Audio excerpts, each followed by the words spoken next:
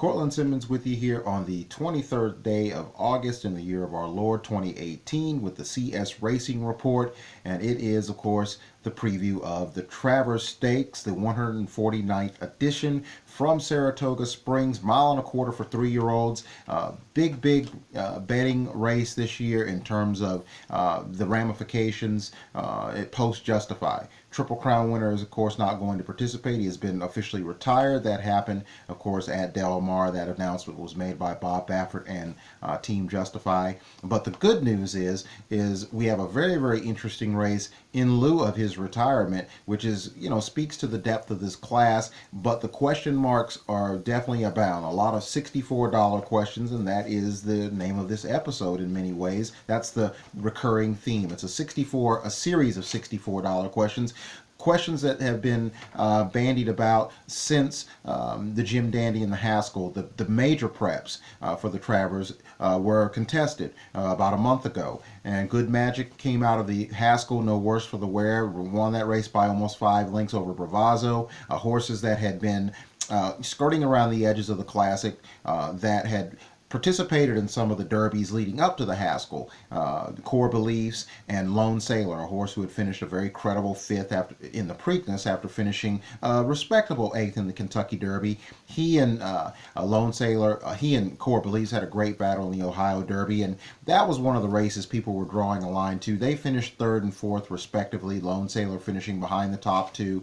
Core Beliefs is not going to be in the Travers field. Lone Sailor also decided to skip out on the Travers. He, of course, is not running in this race for trainer Tom Amos. They'll probably be looking at other options. The Pennsylvania Derby would seem to be a logical choice, which is what I alluded to after that. So in all of the aftermath of that and the Jim Dandy, a race in which Tenfold drifted out and so far wide that it looked like he was having, cigars and drinks and blunts, as I had said before, with the Saratoga audience that found his drifting in the stretch very interesting, as did everyone else.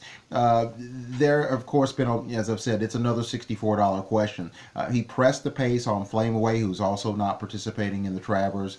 And one would wonder if he has the stamina to go a mile and a quarter, or will he sit back in a slightly bigger field with the added distance and employ slightly different tactics which I think, if you look at the Preakness, where he came from behind, worked very well. But Steve Asmussen believes that the front running, the stalking kind of tactics serve him best. We're going to have to find out if that's the case. Keep in mind, one of the more glaring situations in regards to, or after effects of the race were the buyers. 93 for all top 3 of the top 3 finishers.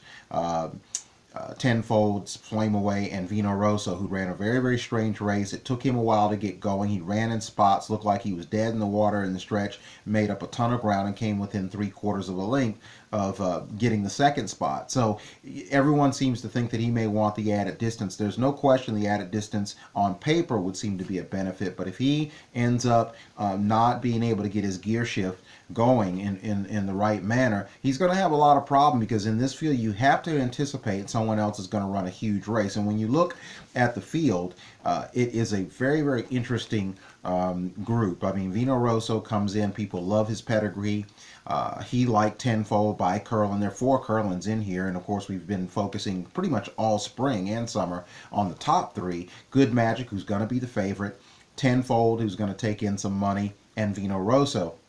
But again, who from the outside, as I had said after these preps, is going to come in and have an impact? And right now, Gronkowski is a horse who's going to get a lot of play, not only because he's named after the New England Patriots star tight end who has an interest in the horse, who bought into the horse earlier this year, but, he ran a great race in the Belmont. But the $64 question on him is, even though he's been training great, he's coming into this off of works, which I've always said is a tough thing to do. Taprit, the Belmont Stakes winner of 2017, came into the Midsummer Derby off of works for Todd Pletcher, ran a respectable 4th. But it's going to be interesting. Gronkowski's runner-up finish to the Triple Crown winner, that being Justify, was a very good one. But can you really be absolutely 100% assuredly confident that he's going to be able to kick in at a mile and a quarter? We all know that slow break that he got in the Belmont Stakes was a non-factor in a race in which you have 11.5 furlongs to get your strategy straight. it didn't make as much of a difference. Apparently, he had a rail skimming ride and ran a brilliant race.